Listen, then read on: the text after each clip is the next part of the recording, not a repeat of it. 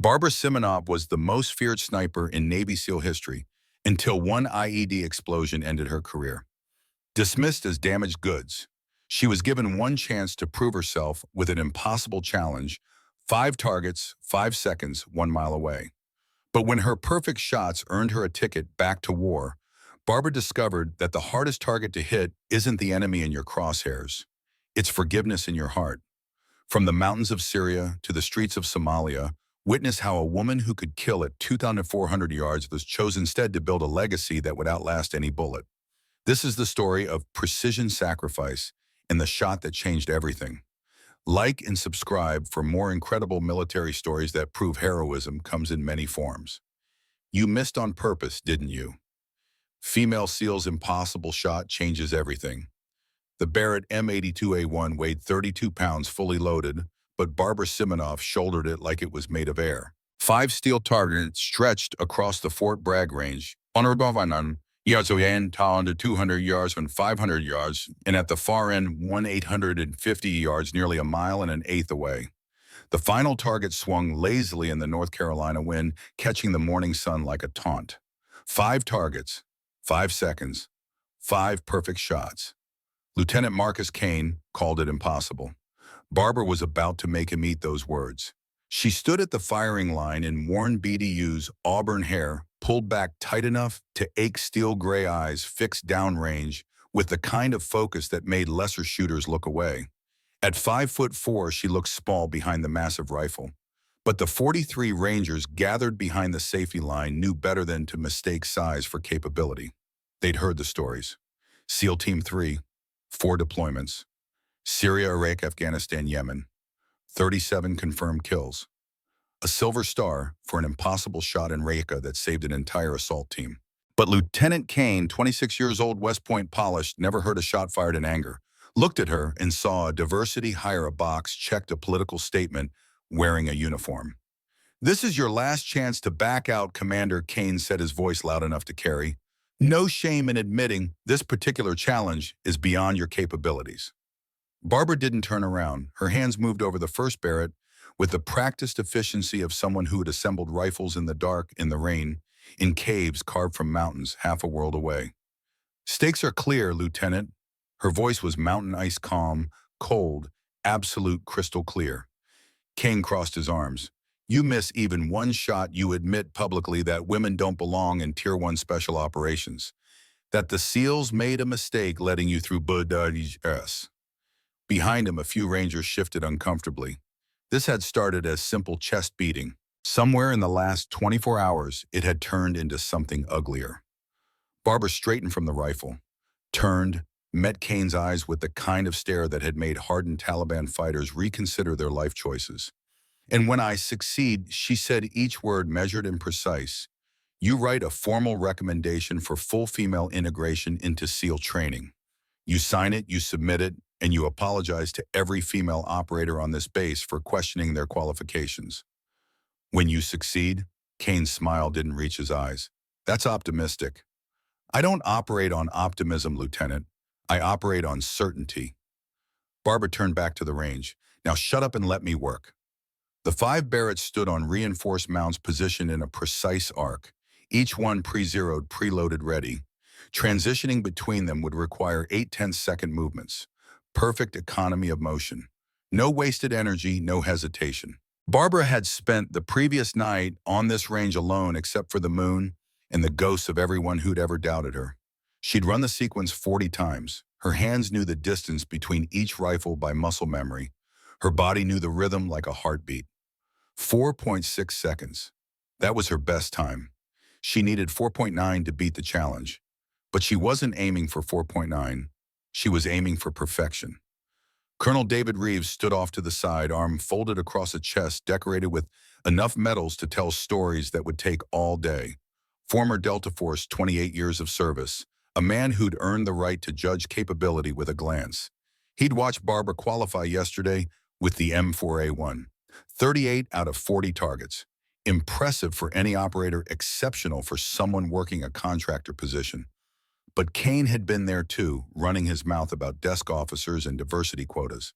And Barbara had snapped. Thus this. Reeves didn't particularly like Lieutenant Kane. Too much confidence, not enough humility. The kind of officer who thought West Point made him warrior cast when real warriors knew that combat was the only teacher that mattered. But he respected the game. Kane had thrown down a challenge. Barbara had picked it up. Now everyone would see what happened when ego met capability head-on. "Range is clear," Reeves called out. "Commence when ready, Commander Simonov." Barbara settled in behind the first Barrett. The rifle felt like an old friend. Cold steel, comfortable weight. The scope showed target 1 at 800 yards, a 12-inch steel plate, standing motionless in the morning air. Too easy. Her breathing slowed. 4 counts in, hold, 6 counts out. Delta Force had taught her that rhythm during a winter training op in the Colorado Rockies. The cold had been so bitter it froze moisture in your lungs, and the only way to steady your aim was to find the space between heartbeats where your body went perfectly still. She found that space now. Crack. The Barrett's recoil was thunder and lightning compressed into mechanical form. 50 caliber round downrange at 800 feet per second. The sound echoed off the tree line like a physical thing. Target 1 center mass hit. Barbara was already moving. 8 tenths seconds to rifle 2. Her hands found the stock cheek to rest eye to scope in one fluid motion that looked more like dance than marksmanship. 200 yards. Wind from the east at 12 miles. She'd already calculated the correction. Her finger found the trigger. Crack. Target 2 center mass. 8 tenths seconds to rifle 3. 500 yards. The wind shifted. She felt it on her skin before she saw it in the scope. Adjusted 0.5 mil left. Crack. Target 3 dead center. 8 tenths seconds to rifle 4. 500 yards, nearly a mile. Most military snipers never took shots beyond 1,000. The Marines qualified at 1,000. Army snipers at 1,200. Only a handful of operators in the entire U.S. military had confirmed kills beyond 1,500 yards. Barbara had 17. She didn't think about them now. Thinking led to hesitation. Hesitation led to death. She found the space between heartbeats. Crack. Target 4. Perfect impact. 7 tenths seconds to rifle 5. Fastest transition yet. Her body moved with the precision of machinery, but there was something more to it. Something human, something fierce. 850 yards. The target swung on its chain, catching updrafts from the heated sand, moving in an arc that changed every second. Leading a moving target required calculus, distance, speed. When the Coriolis effect at this latitude, even the rotation of the Earth itself. Barbara didn't calculate. She felt. Her grandfather had taught her this. Chief Petty Officer William Simonov, SEAL Team 2. Panama Desert Storm. Before Barbara was born, her grandfather had been the kind of legend that other SEALs told stories about in bars they'd never admit visiting. He died when she was 13, shrapnel from a training accident that should never have happened. But before that, every summer, every school break, he'd taken her to the Wyoming ranch and taught her to shoot. Not the mechanics, not the math, the art. "You don't aim at where the target is," Flynn had told her weathered hands guiding her young ones on the rifle. "You aim at where it's going to be. You feel the wind, you feel the distance. You trust your instincts more than you trust your eyes." Barbara felt it now. The target swung left. She let it 2 mils right. Wind gust compensated. Heart rate 58 beats per minute. Between beats, the world went silent. She didn't blink. Crack. 2.4 seconds of flight time. The bullet arced through morning air, fighting gravity and wind and physics itself. The target reached the apex of its swing momentum, dying for just a fraction of a second. The bullet arrived in that fraction. Steel rang like a bell dead center. Barbara stood step back from the 5th rifle, checked her watch. 4.6 seconds. Faster than last night. Faster than she'd ever done it. Perfect. The silence on the range lasted 3 full seconds. 43 Rangers processing what they'd just witnessed. Then someone started clapping. Then another. Then the whole group erupted. Barbara didn't smile, didn't acknowledge the applause. She turned to face Lieutenant Kane. His face had gone the color of old concrete. 5 shot, Barbara said quietly. 5 targets, 4.6 seconds. She took a step closer. "I didn't blink once, Lieutenant. Did you?" Kane's jaw worked, but no sound came out. Colonel Reeves stepped forward, command voice cutting through the celebration. Outstanding demonstration, Commander Siminoff. He turned to Kane. Lieutenant, I believe you have some paperwork to write and some apologies to deliver. Kane found his voice. She cheated. Multiple rifles isn't in the spirit of marksmanship. It's gaming the system. Gaming the system? Barbara's voice dropped to something dangerous. You set an impossible standard specifically designed to make me fail. I found a solution. That's not cheating, Lieutenant. That's operational thinking. Colonel Reeves, Kane said, Sir, this isn't... Stow it, Lieutenant. Reeves's expression could have frozen fire. The challenge was 5 targets, 5 shots, 5 seconds. Commander Siminoff met every parameter. Nothing in your challenge specified a single weapon. You tried to set her up to fail and you failed instead.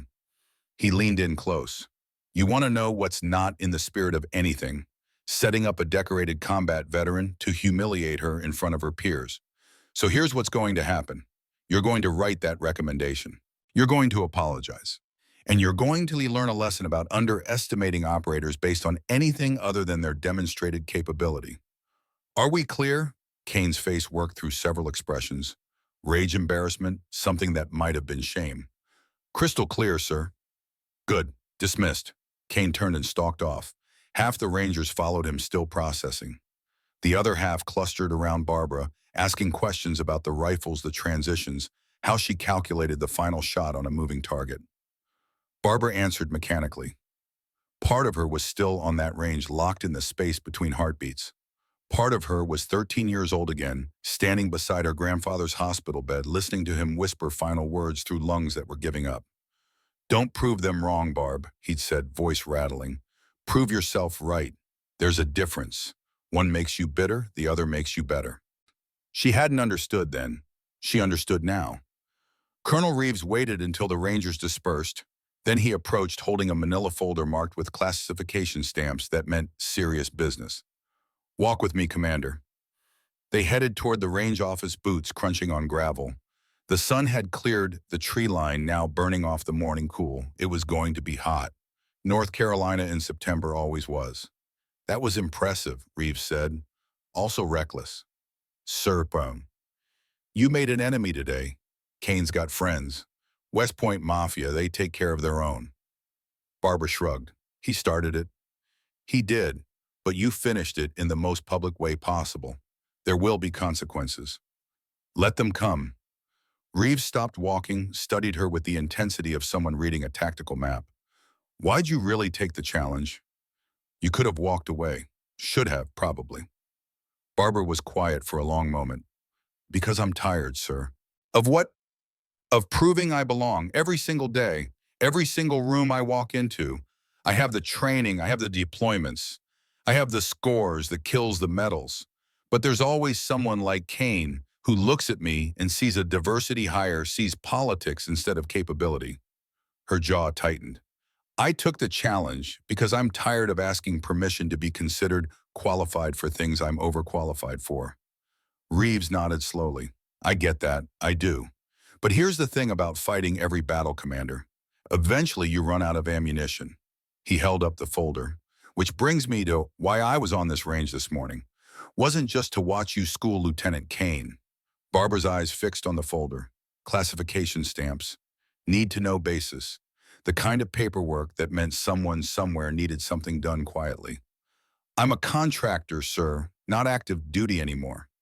I know, medical retirement. Traumatic brain injury from an IED in Afghanistan 2021. Navy Med Board forced you out despite passing all cognitive tests. Reeves opened the folder. I also know you've been fighting that decision for 3 years. Appeals, second opinions, everything short of congressional intervention, and losing every fight. Until now that Reeves held out the folder. Read this, my office 20 minutes. Barbara took the folder, heavy paper, official seals, the words top secret blazed across the cover in red ink that looked like dried blood. What is this? Your chance to prove you still belong in the fight. Real fight. Not this petty bullshit with career officers who don't know the difference between a combat deployment and a staff meeting. Reeves started walking again. 20 minutes, Commander. Sir, Barbara called. That shot on the moving target, leading at 2 mils and shifting wind at 1850 yards. He glanced back. Your grandfather would have been proud. Then he was gone, leaving Barbara alone with a folder and the weight of whatever lay inside. She didn't open it immediately. Instead, she walked back to the firing line, to the 5 Barretts still standing on their mounts, still warm from use. She ran her hand along the closest one and feeling the residual heat. 4.6 seconds. 5 perfect shots.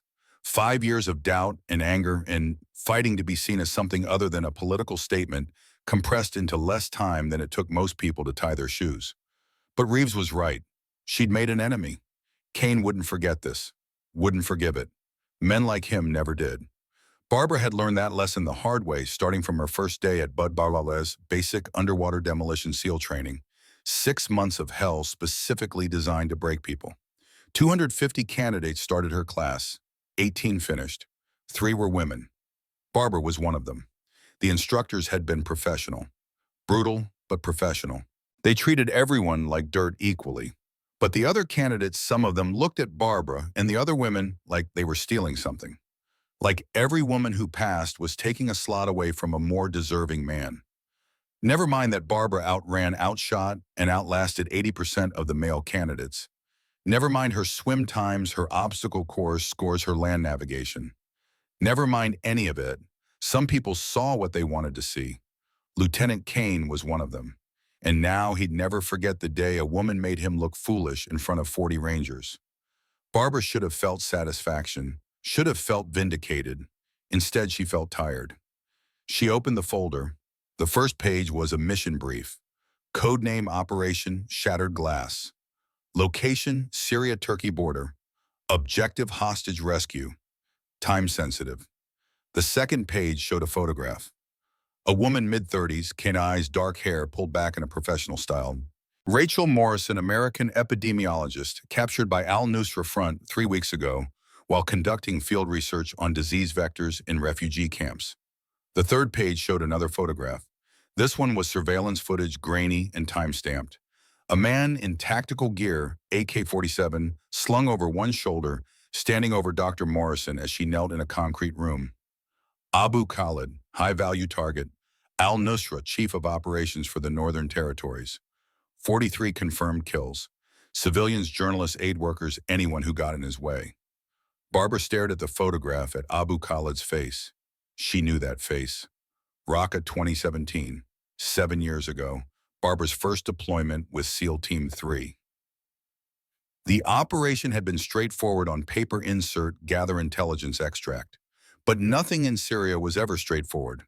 They'd been pinned down in a bombed-out apartment complex, 50 fighters between them and exfil. Barbara had been in an overwatch position providing cover. Through her scope, she'd seen the enemy commander directing his forces, coordinating the ambush that would have killed her entire team. 647 yards, high wind. Urban terrain, moving target. Barbara had taken the shot, the man had dropped. His fighters scattered, her team extracted. Mission success. Later intelligence identified the dead commander, Aziz Khalid, Abu Khalid's younger brother. Barbara turned the page. Mission parameters, team composition, timeline, rules of engagement. And there at the bottom in small print that somehow carried the weight of mountains, primary shooter commander Barbara Simonoff. She closed the folder, looked up at the range, at the targets, still standing downrange at the sky stretching blue and infinite overhead. 4.6 seconds had just bought her a ticket back to the war. Barbara wasn't sure if that was victory or punishment. Maybe both. She tucked the folder under her arm and headed for Colonel Reeves' office. 20 minutes. The range office was a cinder block building that looked like it had been ugly on purpose. Government-issue furniture, government-issue coffee that tasted like diesel fuel cut with regret. A map of Fort Bragg on one wall, riddled with pins marking training areas and impact zones. Colonel Reeves sat behind a desk that had seen better decades. Across from him sat a woman Barbara didn't recognize, late 40s, blonde haircut, professional short, wearing civilian clothes that somehow screamed federal agent louder than any badge could. Commander Simonoff, Reeves said, "This is Officer Victoria Ashford, CIA Special Activities Center." Victoria stood, extended her hand. Her grip was firm. Her eyes were the kind that missed nothing. "Impressive demonstration this morning, Commander. 4.6 seconds. That's faster than most Olympic speed shooters could manage with .22 pistols, much less Barrett. 50 cals. Thank you. Barbara took the offered seat. You were watching. I've been watching you for 6 months, ever since your medical retirement became final and you started working contractor positions. I needed to know if the legend matched reality. Victoria settled back into her chair. And you're better than the legend, which is why you're here. Victoria pulled out her own folder, thicker than the one Reeves had given Barbara. Operation Shattered Glass. I assume you've read the brief. Hostage Rescue. Syria, de Morrison. Abu Khalid. Barbara's voice was flat. The very same. The man whose brother you killed in Raqqa. Self-defense. Combat situation. I'm not criticizing Commander. I'm establishing context. Victoria opened her folder. Abu Khalid has been hunting American operators for 7 years. Every SEAL, every Delta, every Ranger who sets foot in northern Syria ends up on his watch list. Faces, names, patterns. He's obsessive. Then sending me is suicide. Sending any male operator is suicide. Their faces are burned. But you, Victoria pulled out a photograph. It showed Barbara in civilian clothes, hair down, no tactical gear. She looked like a graduate student, young, unthreatening. You went through BUDS 5 years after Raqqa. Different appearance, different context, and you're female. Abu Khalid's security focuses on male threats. So I'm the Trojan horse. You're the only horse we have. Victoria's expression was grave. De Morrison has 14 days before they execute her. Maybe less. Turkish government won't authorize military action on their border. Syrian government, what's left of it, doesn't control the region. This has to be black. Unofficial. Deniable. Barbara looked at Reeves. Why me specifically? There are other female operators. Army Special Forces has women. So does Delta. Because of this, Reeves pulled out a tactical map. It showed terrain, mountains, valleys, a small compound marked in red. Target location, estimated range from viable shooting position to compound 600 yards through mountain passes with variable wind. One shot, maybe two if you're lucky. Miss and Abu Khalid disappears. Dr. Morrison dies and we lose our best chance at disrupting al-Nusra operations in the region for the next decade. 600 yards. Barbara's mind automatically calculated elevation, wind temperature gradients in mountain terrain. Difficult. Not impossible, but close. Who's spotting? That's the complication. Victoria looked uncomfortable. We lost our primary spotter 2 days ago. Training accident, broken collarbone. He'll recover, but not in time. Then find another spotter. We did. Reeves slid a file across the desk. Staff Sergeant Marcus Kane, Ranger Qualified Sniper School honor graduate. Highest scores in his class for spotting and reconnaissance. Barbara opened the file, looked at the photograph. Her blood went cold. You're joking. I don't joke about operational necessities, Commander. Barbara stood. No, absolutely not. There are hundreds of qualified spotters in the U.S. military. Pick literally anyone else. Victoria's voice was quiet. We did. They're all deployed, injured, or otherwise unavailable. We have a 14-day window. Staff Sergeant Kane is available, qualified, and already cleared for this level of operation through his Ranger sniper training. He thinks I'm a diversity hire. He challenged me on that range specifically to humiliate me. And you made him look like an idiot in return. Reeves stood as well. I get it. He's arrogant, inexperienced, a pain in the ass. But his technical skills are solid. His mathematics are flawless. And despite his attitude, his instructors say he's a perfectionist who won't quit until the job is done right. He has no combat experience. Neither did you before Raqqa. That stopped Barbara cold. You're both going to have to get over your mutual dislike, Victoria said. Dr. Morrison doesn't care about your interpersonal drama. She cares about staying alive. Can you put your ego aside long enough to save her life? Barbara wanted to say no, wanted to walk out, wanted to tell them that working with Kane would compromise the mission more than help it. But she looked at Dr. Morrison's photograph again. Kind eyes, the sort of person who traveled to refugee camps to study disease so she could help people who had nothing. The sort of person who deserved better than a beheading video on the internet. If he compromises the mission, Barbara said quietly, I'm leaving him in Syria. Fair enough. Victoria closed her folder. You ship out in 8 days. That gives you time to train together, learn each other's rhythms, establish communication protocols. 8 days to learn to work with someone who thinks I'm a token hire. 8 days to prove him wrong. Reeves walked around the desk. You proved me wrong when you made that moving target shot at 1,850 yards. You proved Kane wrong with that 5-shot sequence. Now prove Abu Khalid wrong by bringing Dr. Morrison home alive. Barbara stood, took the files, felt the weight of them like anchors. Where do I find Staff Sergeant Kane? Range 4, he's been there since 0700, practicing long-range spotting drills. Reeves smiled without humor. Probably trying to figure out how you made those shots this morning. Barbara nodded, started for the door. Commander. She stopped, turned. I knew your grandfather, Reeves said. Flint Simonoff, served with him in Desert Storm. He was the best combat shooter I ever saw, but he was also the best teacher. He took young SEALs and turned them into operators.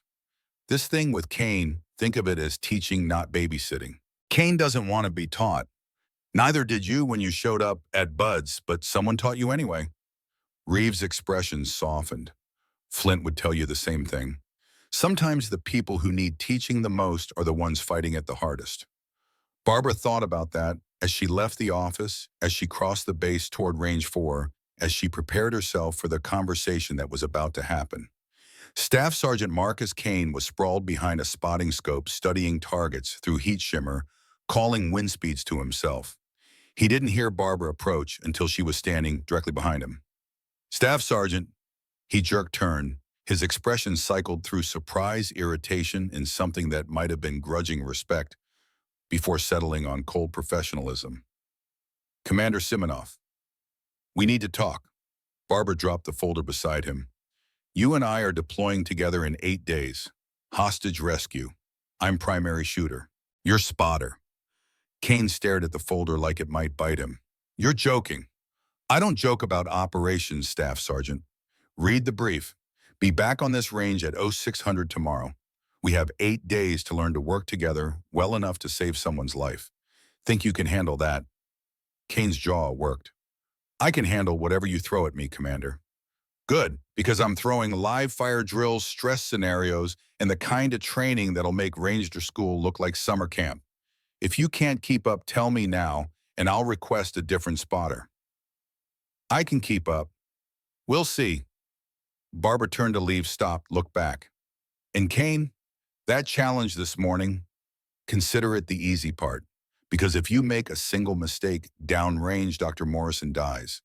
If you compromise our position, we both die. And if you're not prepared to be perfect, don't bother showing up tomorrow. She left him there with the folder and the weight of what was coming. 8 days. Barbara headed back to the contractor, housing to the small efficiency apartment the government rented for her, to the silence that had been her only reliable companion since the medical retirement. She made coffee, sat on the worn couch, stared at nothing. 4.6 seconds. 5 perfect shots. And now she was going back to Syria with a spotter who thought she was a diversity hire to kill a man who'd spent 7 years hunting American operators to save a woman who'd done nothing wrong except try to help people. Barbara thought about her grandfather again, about the lessons he'd taught on that Wyoming ranch, about wind and distance and the space between heartbeats. Don't prove them wrong, Barb, she remembered him saying. Prove yourself right.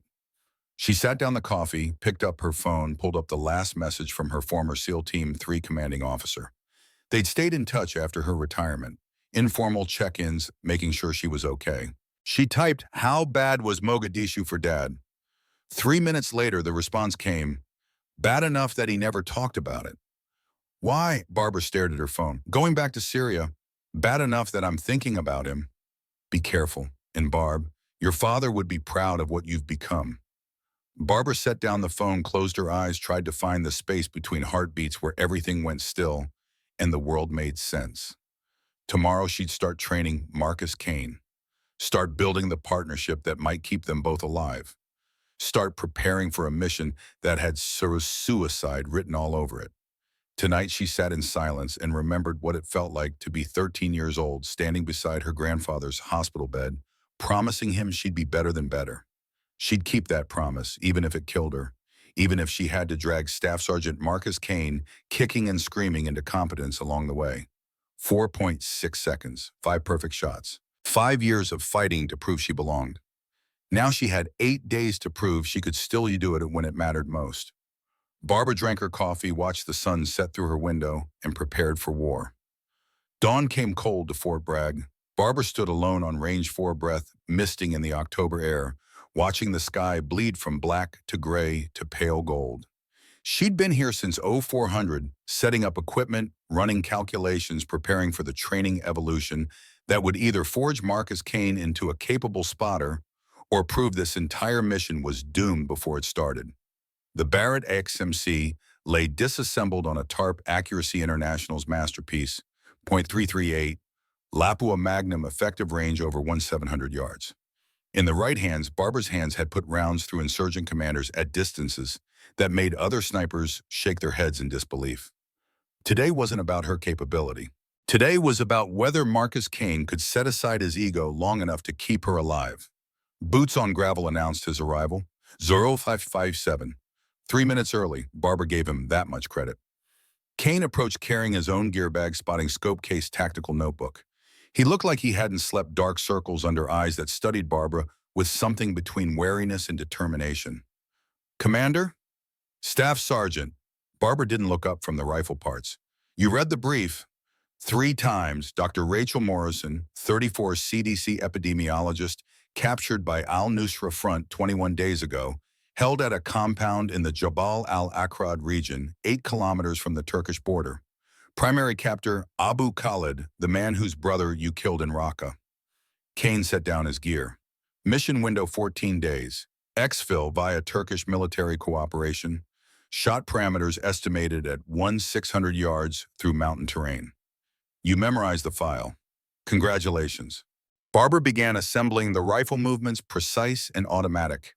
Now tell me what the file doesn't say. Kane was quiet for a moment. It's a trap. Explain.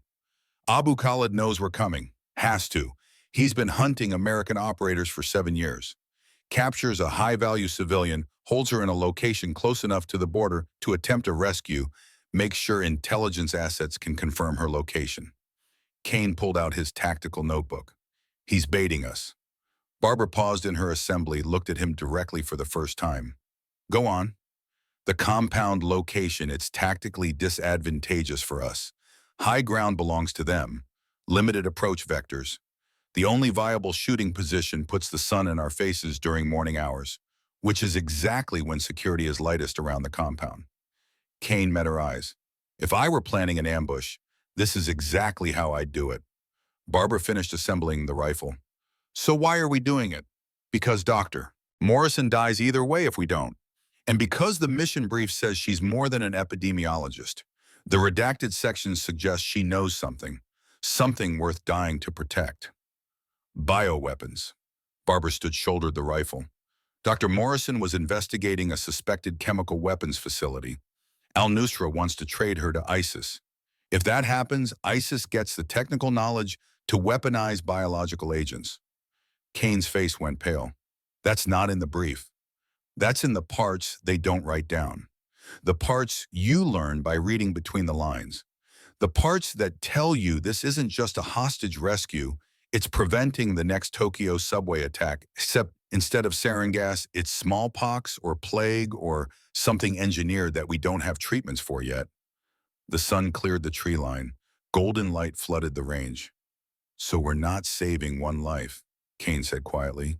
We're saving thousands, potentially millions if ISIS gets that capability and uses it in a major city. Barbara checked the rifle zero. Still think I'm a diversity hire staff sergeant. Still think women don't belong in Tier 1. Kane was silent for 10 seconds, 20. I was wrong, he finally said. This morning, the challenge, all of it, I was wrong. Save it. Barbara chambered around. Apologies don't mean anything out here. Performance does. You want to make it right, be the best spotter I've ever worked with. Keep me alive. Help me bring Dr. Morrison home. That's your apology. She settled into prone position. The target down range stood at 1,000 yards. Standard qualification distance. Nothing special. Wind call, Barbara said. Kane dropped beside her with his spotting scope, studied the mirage patterns, the tree movement, the flag at the 800-yard line. Wind right to left, 8 mph, gusting to 12. Temperature 72 degrees, pressure 29.92. Correction 2.1. MOA right. Barbara adjusted. Fired. The round impacted 4 inches left of center. You're off, she said flatly. No, I'm not. Wind shifted between my call and your shot. Wind always shifts. Anticipate it. I can't predict. Yes, you can. Barbara chambered another round. Wind isn't random. It has patterns, rhythms. Watch the heat shimmer. Watch how it pulses. There's a cycle. Find it. Kane studied through his scope. 30 seconds passed. 45. There, he said. Every 7 seconds. The wind drops for half a second, then gusts, then drops again. Good. Now time your call to my breathing. When I exhale, you have 3 seconds to give me the wind. I'll take the shot and the drop. They tried again. Kane called wind. Barbara adjusted. The shot went dead center. Better. They worked for 2 hours. 1,000 yards, wind 200, 500. Each shot, Kane's calls got sharper, more precise. He started anticipating wind shifts, temperature changes, even the subtle difference in air density as the sun heated the ground. At 0900, Colonel Reeves arrived with Victoria Ashford and a third person Barbara didn't recognize. Tall, lean, weathered face that spoke of decades in hard places. He wore civilian clothes but moved like military. Commander Simonoff, Staff Sergeant Kane, Reeves said. This is Captain Morgan Hayes, your exfil specialist. Morgan extended his hand, British accent roughened by years of shouting over helicopters and gunfire. CIA paramilitary, pleasure to meet the legend who made that 5-shot sequence. Watched the footage 6 times. Still can't figure out how you led that moving target. Instinct, Barbara said. Captain Hayes, you are running extraction. That's the plan. You make the shot, I breach the compound during the confusion, grab Dr. Morrison, get her to the rally point. Morgan pulled out a tablet, showed them tactical imagery. 2 dirt bikes hidden here 3 kilometers from compound. We ride hard for the Turkish border, 18 kilometers. Turkish military will look the other way for 20 minutes. After that, we're on our own. What's the backup plan? Kane asked. Don't need backup if the primary plan works. And if it doesn't, Morgan's smile didn't reach his eyes. Then we improvise until we're dead or rescued. Welcome to Denied Area Operations, Staff Sergeant. Victoria stepped forward with her own tablet. Intel update. Abu Khalid increased security 3 days ago. 40-plus fighters at the compound, now up from 20. He knows something's coming. Source, Barbara asked. Turkish intelligence. They've had eyes on the compound for 2 weeks. Victoria swiped through images. Guard rotations, weapon placements, a grainy photo of Abu Khalid himself standing in the compound courtyard, AK-47 over his shoulder. Morning prayers create a 30-minute window, 0700 to 0730. Security drops to 6 guards. Abu Khalid exits the main building to smoke. That's your window. Barbara studied the image. Abu Khalid looked older than she remembered, gray in his beard lines around his eyes. 7 years of hunting Americans had aged him. What's the positive ID confirmation? She asked. Facial recognition through your scope cam. I'll be monitoring from Alp Center in Turkey. You get him in your sights, I confirm identity. You take the shot. Victoria's voice was flat, professional. Dr. Morrison is being held in the secondary building. Morgan breaches during the chaos, extracts her rendezvous with you at the bikes. Time from shot to exfil, 90 seconds, 2 minutes absolute maximum before they lock down the area. Kane cleared his throat. Commander, that's not enough time to break down and pack the rifle. We'll have to abandon it. Then we abandon it. Barbara looked at Victoria. When do we insert? 6 days. Commercial flight to Istanbul, overland to the border, infiltrate at night. You'll have 72 hours in country to set up the shooting position and wait for the window.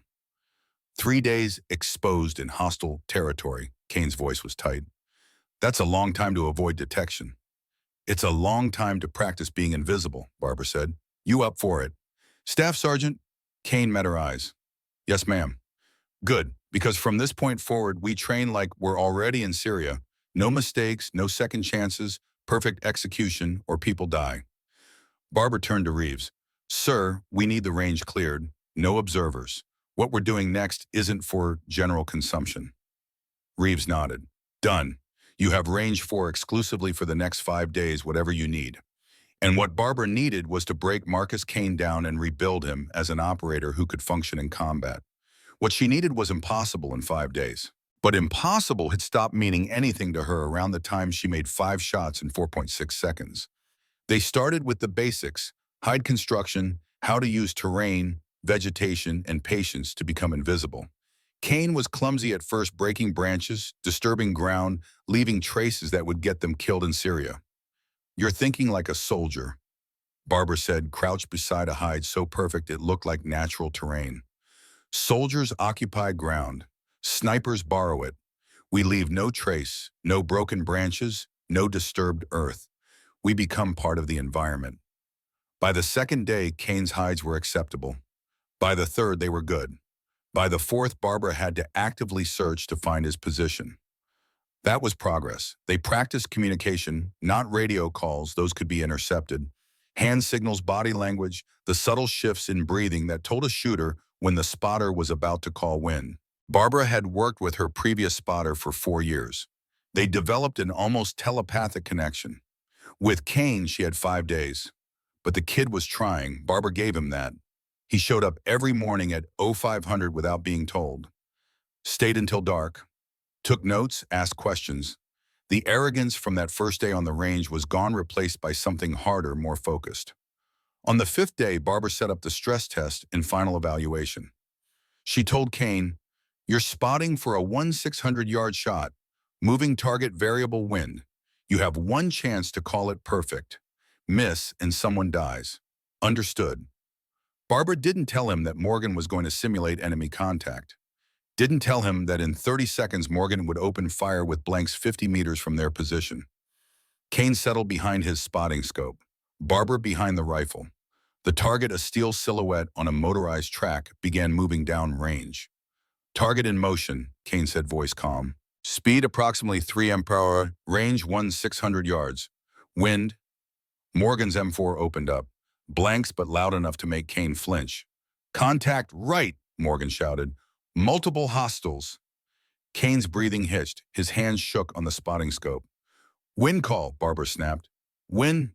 Breathe. Focus. Wind call. Now."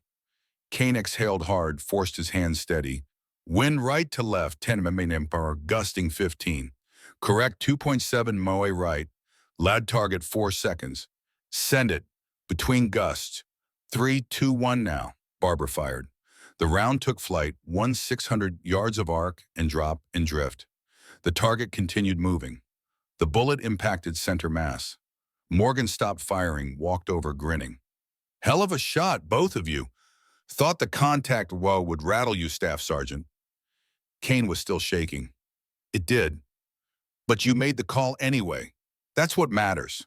Morgan clapped him on the shoulder. "Welcome to the suck, mate. It only gets worse from here." That night, Barbara found Kane sitting alone on the range, staring at the targets illuminated by moonlight. "Can't sleep," she asked, "thinking about Syria, about what happens if I make a mistake." "Then don't make mistakes." "It's not that simple." "It's exactly that simple." Barbara sat beside him. "You know what the difference is between a good spotter and a dead one. Good spotters know they'll make mistakes. Dead ones make mistakes and freeze. You made a mistake on day 1, wind call was off. You adjusted. That's what keeps you alive." Kane was quiet.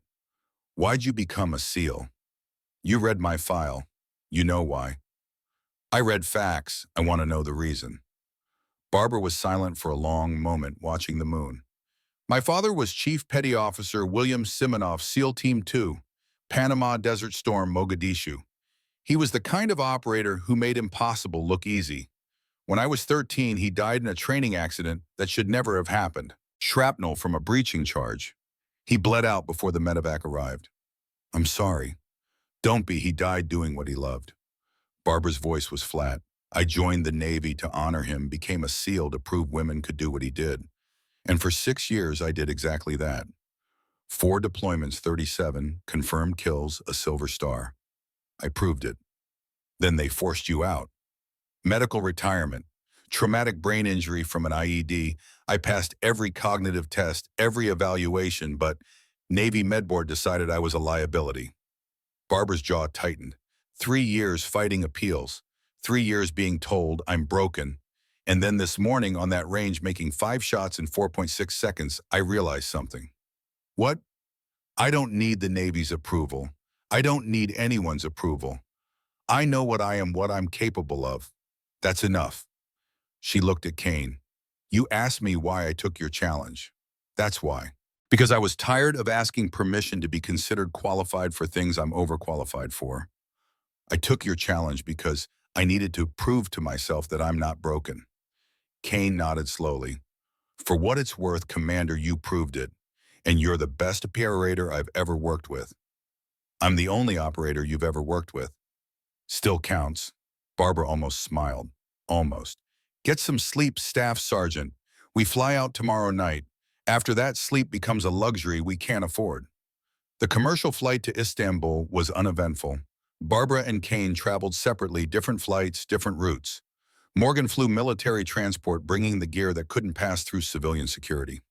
They met at a CIA safe house in Istanbul's industrial district, a forgettable building on a forgettable street, where forgettable people did memorable things in service of interests that would never be acknowledged. Victoria was already there along with the gear. The Barrett AXMC, disassembled and packed in hard cases marked as surveying equipment. Ammunition, tactical clothing that looked civilian enough to pass cursory inspection, encrypted satellite phones, cash in multiple currencies, and identification papers that would hold up to moderate scrutiny but would dissolve in water, leaving no trace. Tomorrow night, Victoria said, spreading maps across the table, you cross the border here. She indicated a point where Turkey, Syria, and Iraq formed an uneasy triangle of competing interests. CIA asset will guide you to a staging point 6 kilometers inside Syria. From there, you're on your own. Communications a last resort. Satellite phone for emergency extraction only. Use it and you compromise the mission. Abu Khaled has signal intelligence capability. He hears a sat phone transmission from near his compound. He'll know we're coming. So no comms until after the shot. Correct. Morgan will insert separately 48 hours after you. He'll stage near the compound, ready to breach on your signal. The signal is the shot itself, Kane said. You drop Abu Khaled, Morgan moves. Exfil at the bikes, Barbara confirmed. Kane studied the map. These approach routes, they're all overlooked by high ground. If Abu Khaled has sentries, he does. Thermal optics, night vision roving patrols. Victoria pulled up surveillance imagery on her tablet, which is why you're inserting during a dust storm. Weather forecast shows a haboob moving through the region tomorrow night. Visibility will be near zero. Thermals will be degraded. You'll have a 4-hour window to get into position. And if the storm passes before we're set, then you're exposed and you abort. But that's not going to happen, Barbara said. Only because you're the best at what you do. Victoria looked between Barbara and Kane. Any questions? Barbara had 100 questions. Questions about what happened if the weather didn't cooperate, if the shooting position was compromised, if Abu Khaled didn't show for morning prayers, if the entire operation went sideways and they were trapped in hostile territory with no support and no exfil. But she'd been asking those questions since Raqqa, since her first deployment, since Booty. Thus, the answer was always the same: improvise until you succeed or die trying. No questions, Barbara said. The crossing happened at 0200 under skies choked with dust. The haboob had arrived early, a wall of sand and wind that reduced visibility to arm's length. Perfect conditions for people who needed to be invisible. The CIA asset was a Kurd named Rashid, who spoke 5 words of English and communicated mostly through hand signals. He led them through terrain that seemed designed specifically to break ankles, rocky, uneven, treacherous in the dark. But Rashid moved like he'd made this crossing 1,000 times, which he probably had. 4 hours of walking, no lights, no sounds except wind and the crunch of boots on stone. Barbara carried 60 pounds of gear. Kane carried 70. Neither complained. Complaining meant weakness, and weakness meant death. At 0600, Rashid stopped at a cave entrance barely visible in the pre-dawn gloom. He gestured inside, held up 3 fingers, then pointed at his watch. 3 days, then he was gone, disappearing into the storm like he'd never existed. Barbara and Kane entered the cave. It was shallow, maybe 30 feet deep, carved from limestone by water that had stopped flowing millennia ago. Enough room for 2 people to set up a hide, enough concealment to survive 3 days without being spotted, and 647 yards from the compound. Barbara knew the distance because she'd studied the maps for 5 days, had memorized every meter of terrain between this cave and Abu Khalid's location, had calculated elevation drop, wind patterns, temperature gradients, every variable that would affect a bullet's flight. Kane began unpacking gear with practiced efficiency. The Barrett came out first, still disassembled, then camouflage netting, water rations, the spotting scope. "We have 3 hours until full light," Barbara said quietly. "Set up the hide, then we sleep in shifts. 4 hours on, 4 hours off. No fires, no light, no unnecessary movement." "Understood." They worked in silence, creating a shooting position that would be invisible from 100 meters. Netting draped to match the cave mouth, equipment positioned for quick access, 2 sleeping positions, 1 watching, 1 resting. By 0900, they were set. Barbara took first watch, scanning the compound through the spotting scope while Kane slept. The compound looked exactly like the surveillance photos. Main building, 2 stories, concrete construction. Secondary building, single-story bars on the windows. That's where Dr. Morrison would be held. Courtyard between buildings.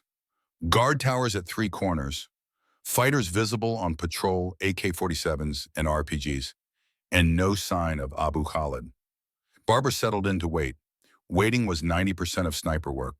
Waiting for the target, waiting for the wind to calm, waiting for the moment when everything aligned and the shot became possible. She'd waited for 3 days in Afghanistan, once lying in a hide during winter watching a Taliban commander's compound, waiting for him to emerge. When he finally did, the shot was almost anticlimactic. 1 round, 1 kill. 3 days of patience compressed into a moment of perfect execution. She could wait 3 days again. At 1300, Kane woke for his watch. They traded positions without words. Barbara closed her eyes, knowing sleep would be thin and dreamless, the kind of sleep that left you functional but never truly rested. She dreamed of her father's funeral, military honors, the flag folded with precision, taps played by a bugler who looked too young to understand what he was playing for. 13-year-old Barbara standing rigid, refusing to cry, promising herself she'd be strong enough to carry her father's legacy. She woke to Kane shaking her shoulder. Movement at the compound. Barbara was instantly alert, moving to the scope. The sun was setting, painting the compound in amber light. Figures moved in the courtyard, fighters maybe 30, and among them a man who moved with authority. Older gray beard. Abu Khalid. "That's him," Barbara whispered. Range, Kane consulted his laser rangefinder. 647 yards.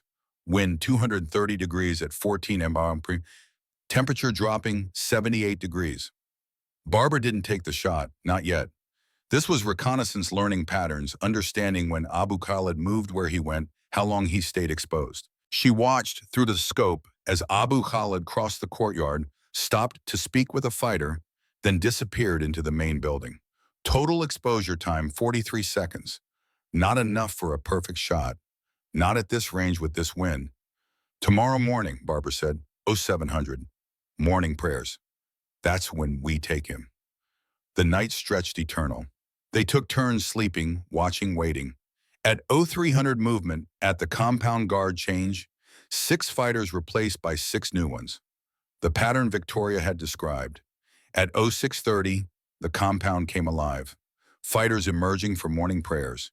They gathered in the courtyard facing east toward Mecca, kneeling in synchronized movements that were almost beautiful despite the context. At 0700 exactly, Abu Khalid emerged from the main building. "Target," Kane said quietly. "Range 647. Wind 245 at 12, gusting 16. Temperature 74 degrees. Humidity 68%. Barbara settled behind the Barrett. Checked the zero. Chambered around. Caliber .338 Lapua Magnum, 300 grain Burger hybrid bullet. Velocity 900 feet per second at the muzzle.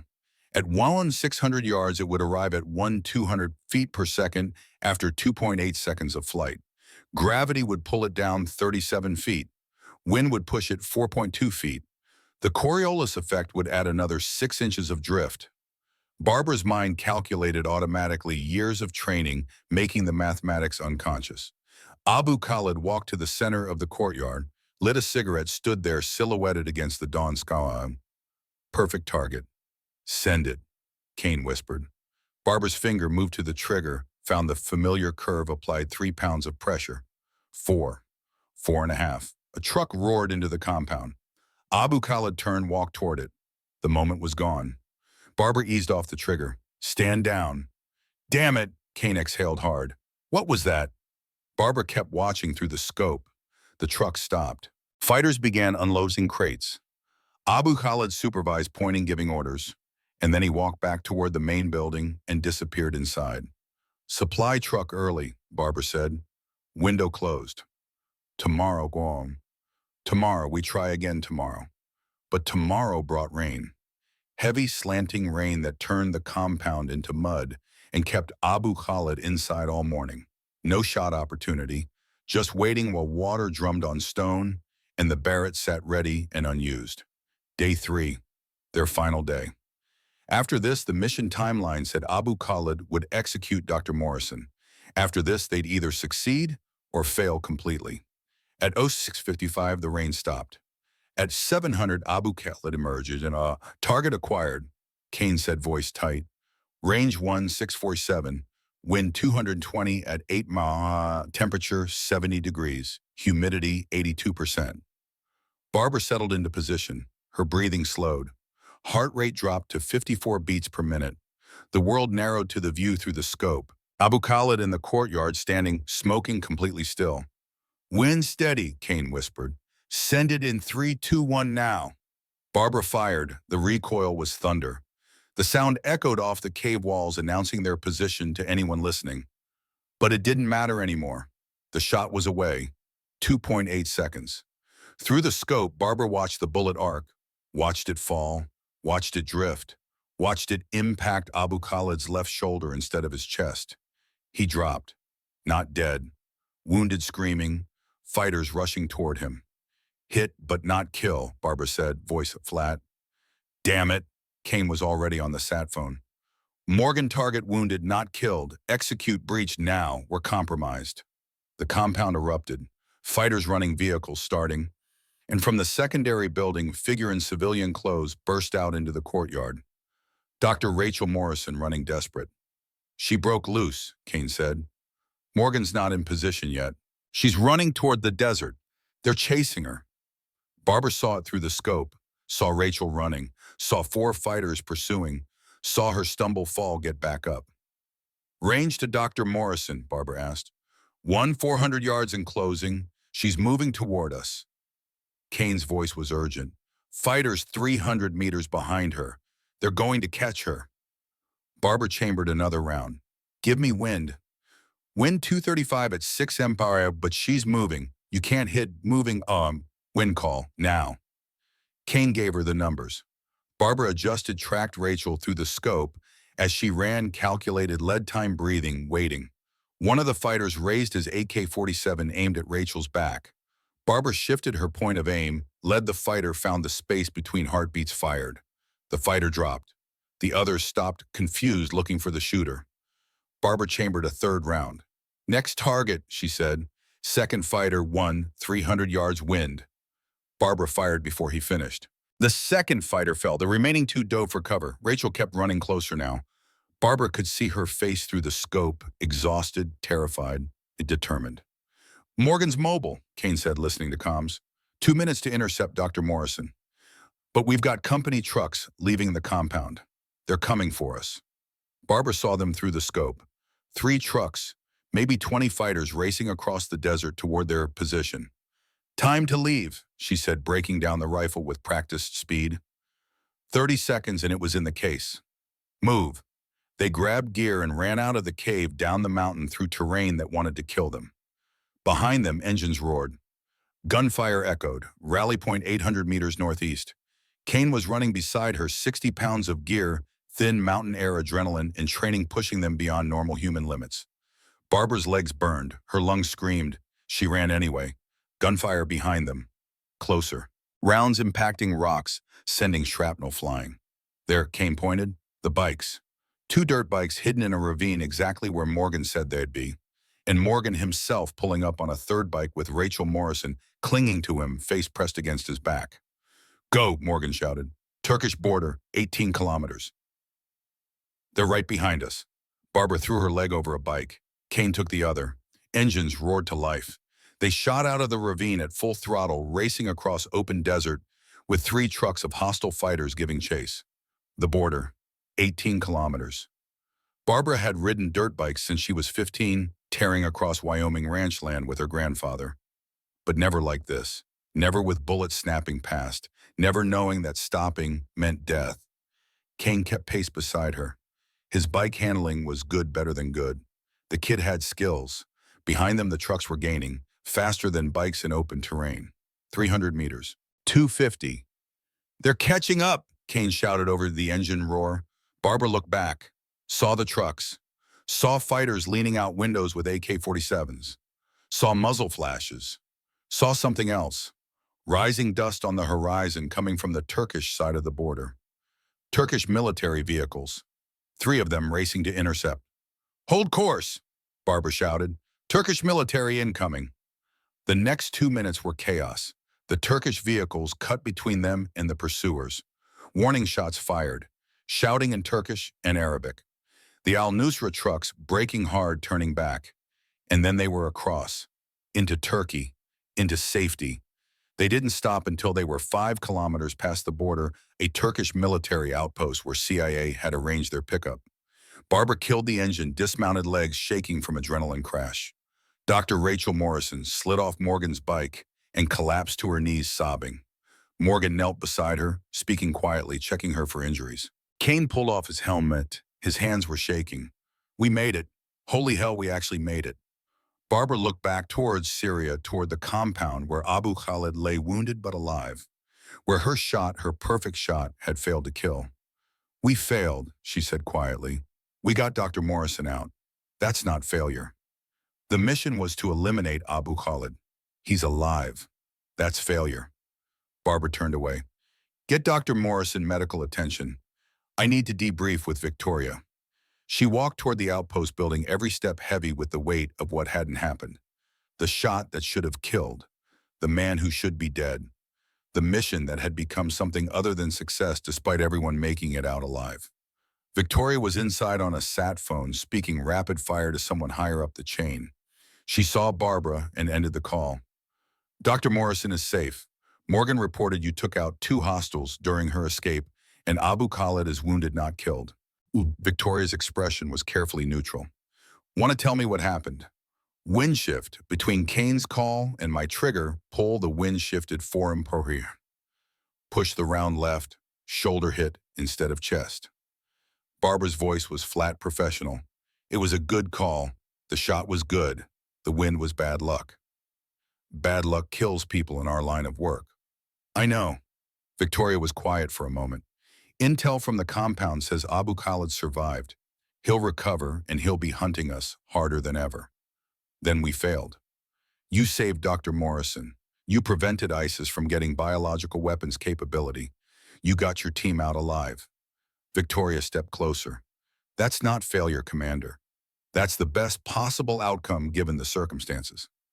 The mission was always about Dr. Morrison. Abu Khalid was secondary. Nice to have, but not essential.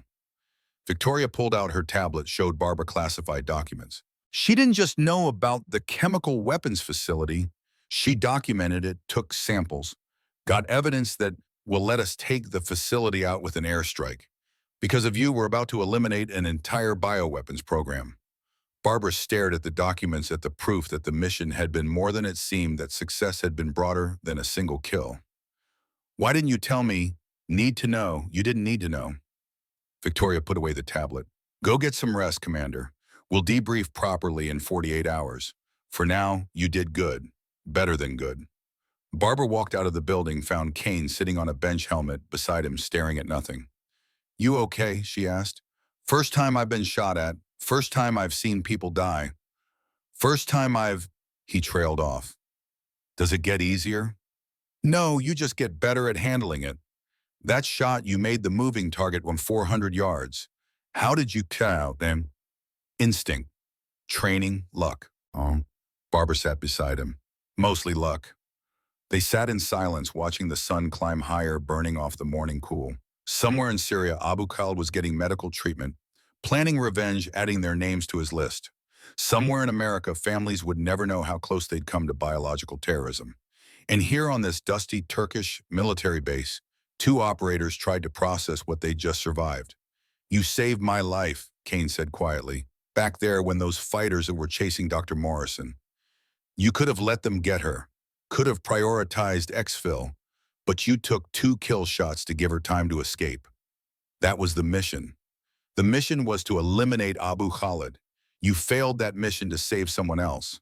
That's not following orders. That's choosing who lives." Barbara was quiet. "My father told me something before he died. He said the hardest part of being an operator isn't pulling the trigger. It's choosing when not to. I could have taken another shot at Abu Khalid, could have confirmed the kill, but Dr. Morrison was exposed and those fighters would have killed her. So I chose. And Abu Khalid lives because of that choice. And Dr. Morrison lives because of that choice." Barbara stood. "The job isn't about perfect outcomes. It's about making the best decision with the information you have. I made mine. I'll live with it." The flight back to Fort Bragg took 2 days of military transport layovers and debriefings. Barbara wrote her after-action report with clinical precision, detailed every shot, every decision, every moment that mattered. She didn't mention how close they'd come to dying, didn't mention the fear that had lived in her gut for 3 days in that cave, didn't mention how she'd watched Abu Khalid through her scope and felt something like satisfaction that he'd survived because killing him would have been easy, but saving Dr. Morrison that had required something harder. Something that looked like failure but felt like the only right choice in a situation with no good options. 2 months after Syria, Barbara received a phone call that would change everything. She was on Range 4 at Fort Bragg teaching a new class of Rangers about long-range marksmanship. Staff Sergeant Kane stood beside her as assistant instructor. He'd requested transfer to training cadre, said he wanted to pass on what he'd learned. Barbara suspected he was running from combat, from the reality of killing, from the weight of watching people die through a spotting scope. But he showed up every morning, worked with the students, gave them the knowledge that had kept him alive. That counted for something.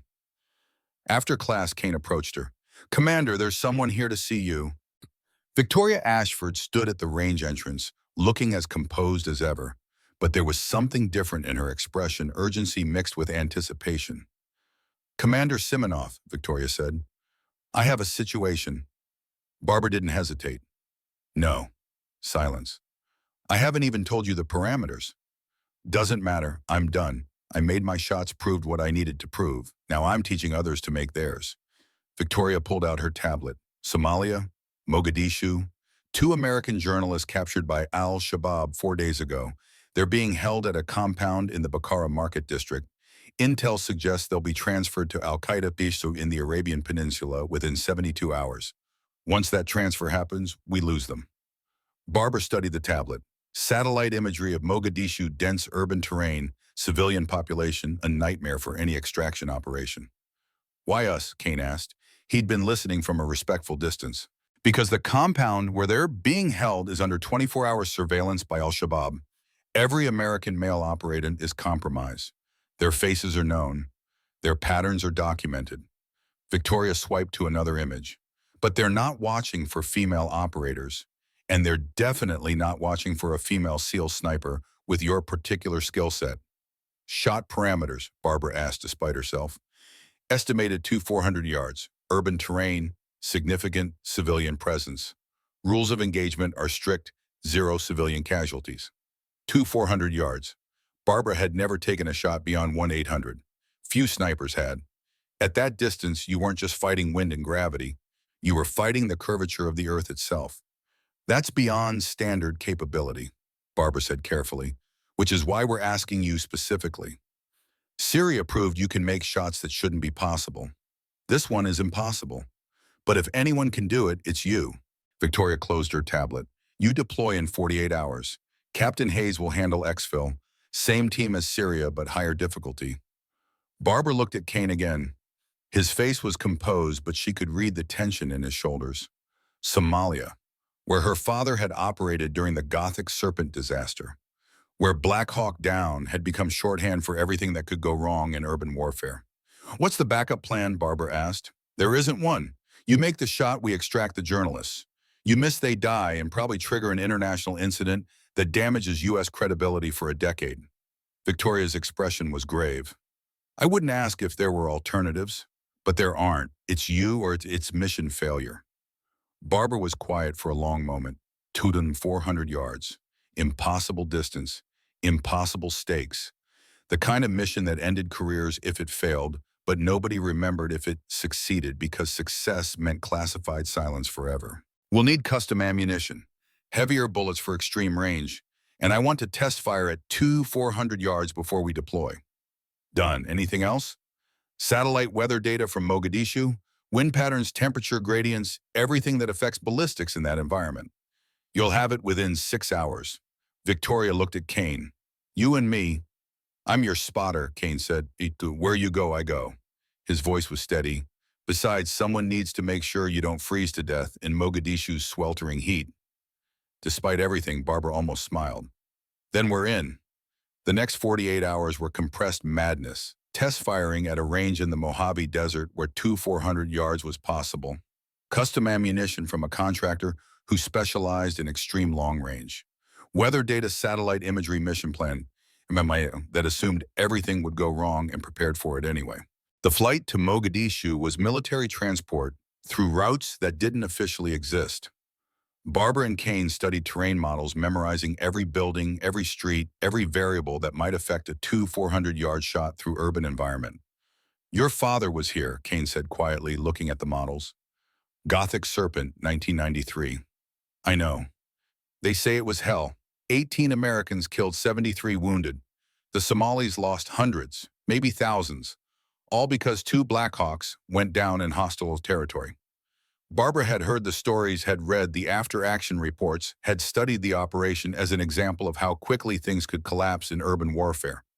But knowing her father had been here, had survived this hell, added weight to every detail. He never talked about it, Barbara said. Came home different, quieter. My mother said he had nightmares for years. And now you're going back. Different operation, different time, different enemy. But Barbara's voice lacked conviction. They landed in Djibouti first, then helicopter to a forward operating base inside Somalia run by CIA and Somali National Army in an uneasy partnership that relied more on cash than trust. Captain Morgan Hayes met them on the tarmac, looking weathered and alert. Welcome to the armpit of East Africa, Morgan said with his characteristic British understatement. Temperature is a wonderful for war, humidity is 80%, and everything here wants to either rob you or kill you, sometimes both. Good to see you too, Captain, Barbara said. Mission brief. They moved to a secure room where maps and imagery covered every surface. The compound in Bakara Market stood out in red. 3-story building. The journalists Sarah Chen and Michael Rodriguez were held on the top floor. Al-Shabaab guards numbered around 30. Your shooting position is here. Morgan indicated a building 2 kilometers away. Old hotel, 8 stories, mostly abandoned. Top floor gives you line of sight to the target. Range is 403 yards. 403. Even worse than the estimate. When's the shot window, Kane asked. Variable. Somalia's coast creates unpredictable wind patterns. You'll have to read it in real time. Morgan pulled up weather data. Average 15 MP gusting to 25. Temperature remains high through the day, drops to mid-80s at night. When's the shot window? Tomorrow morning, 0600, guard change. 30 seconds when the target, Al-Shabaab commander, named Khalif Osman, stands on the balcony for morning prayers. Miss that window and you wait 24 hours. By then, the journalists are gone. Barbara studied the imagery. 403 yards through urban, heat shimmer variable, when 30-second window. It wasn't impossible. It was beyond impossible. I'll need to see the shooting position tonight. Set up the rifle test, the sight lines, understand the environment. Already arranged. We insert at 2200. Morgan's expression was serious. Commander, this shot is, I know what it is. They inserted after dark, moving through Mogadishu in vehicles that looked like any other civilian traffic. The city at night was a contradiction, sections blazing with light in life, other sections dark as the void. The hotel was in a dark section. Bullet holes pockmarked its walls. Windows were empty frames that framed nothing but shadows. They climbed 8 floors in darkness, using night vision, weapons ready. The top floor was as advertised, empty, exposed to the wind, with perfect line of sight to the target compound 2 kilometers away. Barbara set up the Barrett, looked through the scope. The compound was barely visible, just an outline against the city's ambient light. 403 yards. She'd made shots at 1,850 at 1,600 at distances that pushed the limits of physics and equipment and human capability. But this was different. This was the edge of possible, looking over into impossible and being asked to step across anyway. Kane set up his spotting scope beside him. I can barely see the building, much less call wind at that distance. Then we'll have to feel it, Barbara said, checking her dope data. The calculations were staggering. Bullet drop over 100 feet. Wind drift potentially 15 feet or more. Coriolis effect at this latitude and distance. Spin drift. Temperature gradients, every variable multiplied by distance until the margin of error became laughable. We should test fire, Kane said. You can't. Sound would compromise our position. Barbara stood. We'll have one shot tomorrow morning. We either make it perfect or we fail. They spent the night on that rooftop, taking turns sleeping, studying wind patterns, memorizing the terrain. At 0400, Barbara began her pre-shot ritual, cleaning the rifle, checking ammunition, running calculations, until the numbers blurred together into instinct. At 0530, the city began to wake. Call to prayer echoed from mosques. People emerged into streets, life reasserting itself after night's pause. At 0555, movement at the compound. Target building, and Kane said quietly. Guards changing position. Window opening. Barbara settled behind the rifle. Her breathing slowed. Heart rate dropped. The world narrowed. At 0600 exactly, a figure emerged onto the third-floor balcony. Male 40s, military bearing. Khalif Osman, the man holding 2 American journalists hostage. The man who needed to die in the next 30 seconds. Range 403 yards. Kane's voice was barely audible. Wind, Christ, it's shifting. Southwest at 18, gusting 23. Temperature 102, humidity 78%. Barbara made corrections, dialed her scope to compensations that looked insane on paper but felt right in her bones. Civilians on the street below. Target, Kane continued. 6 no 8 people. If you miss, they're in the danger zone. Barbara saw them through her scope, regular people going about their morning, unaware that 2 kilometers away, a SEAL sniper was about to send a bullet through their airspace at 2,900 feet per second. Wind shifting again, now southwest at 20. Steady. You have maybe 10 seconds before it gusts. Khalif Osman stood on the balcony, faced east, began to kneel for prayer. Now or never, Kane whispered. Barbara found the space between heartbeats, the moment where breathing stopped and the world stood still, where instinct and training and her grandfather's voice saying, trust yourself, all compressed into a single instant of absolute clarity. She fired. The recoil was familiar thunder. The sound echoed across Mogadishu's skyline. In the distance, birds scattered. 3.8 seconds of flight time. The longest 3.8 seconds of Barbara's life. Through her scope, she watched the bullet arc. Watched it fall. Watched it drift right, pushed by a wind she couldn't see, but felt in her gut. Watched Khalif Osman's head snap back. Watched him drop. Impact, Kane whispered. Target down. That's a kill. Barbara didn't move. Kept her eye to the scope. Watched the compound erupt in chaos, fighters running, shouting, pointing in every direction except the right one. And then Morgan's voice on comms, breach, breach, breach, moving to target building. The next 90 seconds were professional violence. Morgan and his team blasting through the compound entrance. Flashbangs, gunfire, shouting in Somali and English. And then jackpot. We have both packages, moving to exfil. Barbara and Kane broke down the rifle and practiced silence. 90 seconds, and they were packed, moving down 8 flights of stairs into a vehicle that peeled away from the hotel before anyone could respond. The exfil was textbook. Rally point helicopter, Djibouti, Then military transport that didn't officially exist flying to places that weren't on any flight manifest. Sarah Chen and Michael Rodriguez, the journalists, were quiet during the flight traumatized processing. They thanked Barbara and Kane in whispers, but the real gratitude would come later, after therapy, after time, after they'd rebuilt themselves from what captivity had broken. Barbara sat in the transport's cargo area, staring at nothing, feeling the weight of what she'd just done. 403 yards, a shot that shouldn't be possible. A shot her grandfather would have called impossible. A shot she'd made anyway because there was no other choice. That was incredible, Kane said beside her, but I've never seen anything like that. 400 yards through urban wind. You made it look easy.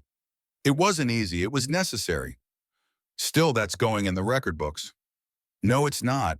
This operation is classified. It never happened. Those journalists were never captured. We were never in Somalia. That shot doesn't exist. Kane was quiet. So you save lives and get no recognition. That's the job. That's exactly the job. 3 days later, Barbara stood in front of a promotion board at Fort Bragg. Civilians didn't get promoted, but contractors could be recalled to active duty, and Naval Special Warfare Command had decided Barbara's medical retirement was an error. The board consisted of 3 captains and 1 admiral. They reviewed her Syria operation, her Mogadishu shot, her training records, her qualification scores that were still the highest on record. Commander Simonov, the admiral, said, "We made a mistake 3 years ago. Your traumatic brain injury was flagged as career-ending. Subsequent review indicates it was not. You've been operating at the highest levels of capability. We'd like to offer you reinstatement to active duty." Barbara had dreamed of this moment for 3 years, had fought appeals, gathered evidence, argued her case had been rejected every time. Now they were offering it freely. "What's the catch?" she asked. "No catch. Reinstatement to SEAL Team 3, a promotion to lieutenant commander, full benefits, and retirement restored." Everything she'd wanted, everything she'd fought for. Validation that she wasn't broken, that she still belonged. Barbara looked at the admiral. "I decline." Silence in the room. The captains exchanged glances. The admiral's expression didn't change. "May I ask why?" "Because I don't need your validation anymore. I know what I am, what I'm capable of. Syria proved it. Mogadishu proved it. I don't need active duty to prove it again." Barbara stood. "I'm better as a contractor. More flexibility, more control. And I'm already training the next generation of operators. That matters more than rank or recognition." The admiral nodded slowly. "I understand. For what it's worth, Commander, you've earned this multiple times over." "I know. That's why I can turn it down." Barbara left the room, found Kane waiting in the hallway. He'd been promoted to staff sergeant after Somalia Ranger qualified with a sniper instructor rating. "How'd it go?" he asked. "They offered reinstatement. I declined." "You're insane." "Probably, but I'm also right." Barbara started walking toward the exit. "I've got a training evolution starting at 1400. New class of Rangers who need to learn long-range fundamentals. You coming?" "Wouldn't miss it." 6 months later, Barbara purchased land in Wyoming, 500 acres of ranch country that reminded her of her grandfather's place. She built a long-range shooting school there, trained military law enforcement, select civilian students who wanted to understand what real marksmanship required. Kane came with her, left active duty, became co-instructor. They built something that looked like a business but felt like a mission, teaching the next generation, passing on knowledge that had been passed to them. On opening day, 23 students arrived. Military from all branches, 3 female Rangers, 2 female Marines, 1 female Air Force pararescue specialist. The future of special operations, learning from people who'd proven it was possible. Barbara stood before them in the Wyoming dawn, watching their breath mist in cold air, seeing younger versions of herself in their eyes.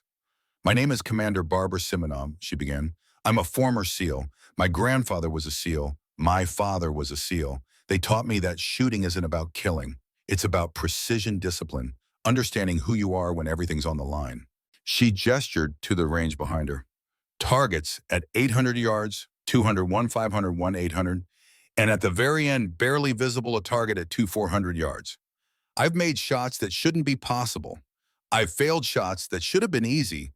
I've learned that the difference between success and failure is usually measured in inches and heartbeats in the choices you make when nobody's watching. 23 pairs of eyes watched her, hungry, determined, ready. You're here to learn long-range marksmanship, but what you'll actually learn is who you are when the wind shifts and the target moves and everything depends on one perfect shot. Some of you will discover you're better than you thought. Some will discover you're not as good as you hoped. All of you will discover something true about yourselves. She picked up a Barrett from the bench beside her, the same rifle she'd used in Syria and Mogadishu, in 1,000 training evolutions that had forged her into what she was. This is a Barrett M82A1 50 caliber effective range over 1,800 yards. In the right hands, it can reach out and change the world. The question isn't whether the rifle is capable. The question is whether you are. Barbara chambered a round, settled into shooting position, found the 400-yard target through her scope. Kane called wind from beside her. Southwest at 12, steady. Temperature 48, you're good to send. Barbara fired. 3.9 seconds later, the distant target rang. She stood, handed the rifle to the nearest student, one of the female rangers, young and uncertain, and trying not to show it. Your turn, Barbara said. Show me what you've got. The ranger took the rifle with shaking hands, looked downrange at distances that seemed impossible. Looked back at Barbara with eyes that asked a silent question. Can I do this? Barbara thought about her grandfather, about her father, about every shot she'd ever taken and every shot she'd ever missed. About Syria and Mogadishu and 1,000 moments when success and failure balanced on the edge of a trigger pull. Yes, Barbara said simply, you can. Now prove it.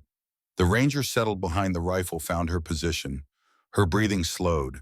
The world narrowed to target and trigger, and the space between heartbeats where impossible became possible. She fired. The shot went wide by 3 feet. A miss, but the ranger didn't flinch. Just chambered another round and tried again.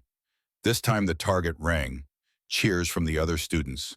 The ranger stood face flushed with pride and relief and the realization that she'd just done something she didn't think she could do. Barbara nodded. Good. Now do it 5 more times, then we'll work on moving targets. The day progressed. Students shooting, missing, adjusting, succeeding. Kane calling wind with the precision that had kept Barbara alive through 2 combat operations. And Barbara watching, teaching, passing on knowledge that had been passed to her. At sunset, after the last student had left, Barbara and Kane stood on the range watching Wyoming light fade to darkness. Think your grandfather would be proud? Kane asked. Barbara thought about that, about Flint Simonoff teaching a 13-year-old girl to shoot, about the legacy he'd built through her, about the students who would go on to become operators who would save lives she'd never know about. I think he knew exactly what he was building when he taught me. Not just a shooter, a teacher. Barbara picked up her rifle case. That's worth more than any kill, more than any medal. Legacy isn't what you do, it's what you enable others to do. They walked back toward the ranch house Barbara had built. Inside walls were covered with photographs, Flint Simonoff in Panama, her father in Mogadishu, Barbara's SEAL Team 3 deployment photos, Kane in Syria. A lineage of warriors connected by skill and sacrifice, and the choices they'd made when everything mattered. 6 months into running the school, Barbara received a letter, handwritten from Dr. Rachel Morrison. Commander Simonoff, I wanted you to know that the evidence I gathered in Syria led to a successful airstrike on the bioweapons facility. Intelligence estimates we prevented attacks that could have killed tens of thousands. You saved more than my life that day. You saved people who will never know your name. I also wanted you to know that Abu Khalid was killed 3 weeks ago. Not by American forces, by his own people. The shoulder wound you gave him never healed properly. Infection. He grew weak. His fighters saw weakness and removed him. Sometimes justice takes unexpected forms. Thank you for choosing to save me instead of confirming his kill. I understand now what that choice cost you and what it meant. With deepest gratitude, Rachel. Barbara folded the letter, looked out at the Wyoming landscape, at the mountains her grandfather had loved, at the range where tomorrow she'd teach another class of students who needed to learn that shooting was about more than pulling triggers. Her phone rang. Victoria Ashford. Commander Simonoff, I have a situation. No, Barbara said quietly. Silence on the line. I haven't even told you the parameters. Doesn't matter. I'm done. I made my shots, proved what I needed to prove. Now I'm teaching others to make theirs. Barbara watched Kane through the window preparing equipment for tomorrow's class. Find someone else, Victoria. There are plenty of capable operators out there. None as good as you. Then train someone to be better. That's the job now. Barbara ended the call, walked outside to where Kane was setting up targets for tomorrow's long-range evolution. 800 yards, 200 warren, 500 distances that looked impossible to students but would become routine with practice and patience. Victoria called, Barbara said, and I said no. Kane stopped working, looked at her. You turned down a mission. I turned down the mission, singular, this one, because I finally understand what my grandfather was trying to teach me. Barbara gestured to the range, to the school, to everything they'd built. The hardest shot isn't the one at 400 yards. It's the one where you choose not to pull the trigger, where you decide that teaching others is worth more than proving yourself one more time. You sure about this? I'm sure not, Barbara. Barbara picked up a rifle case. We have 23 students showing up at 0600 tomorrow. They're counting on us to teach them something that matters. That's the mission now, and it's the only one that counts. That night, Barbara stood alone on the range under Wyoming stars, the same stars her grandfather had watched, the same wind that had taught her to feel instead of calculate. She thought about that morning on Fort Bragg, 5 targets, 5 seconds, 5 perfect shots. The bet that had started everything. She'd better honor that day, risked everything to prove she belonged. But standing here now, she realized she'd already won that bet. Not with the 5 shots, not with Syria or Mogadishu. She'd won it by choosing to pass on what she'd learned, by building something larger than herself. Legacy wasn't the shots you made, it was the shooters you created. Barbara's voice carried across the empty range, speaking to ghosts and memories and the morning that would come too soon. I bet my honor, Grandpa, and I won. Not the way I thought I would, but I won. The wind answered, carrying the scent of sage and snow from distant mountains. Tomorrow, 23 students would learn to shoot. Some would succeed, some would fail. All would learn something true about themselves. And Barbara Simonov, Commander SEAL Warrior Teacher, would be there to guide them through it. That was enough. That was everything. The hardest shot was choosing not to take it,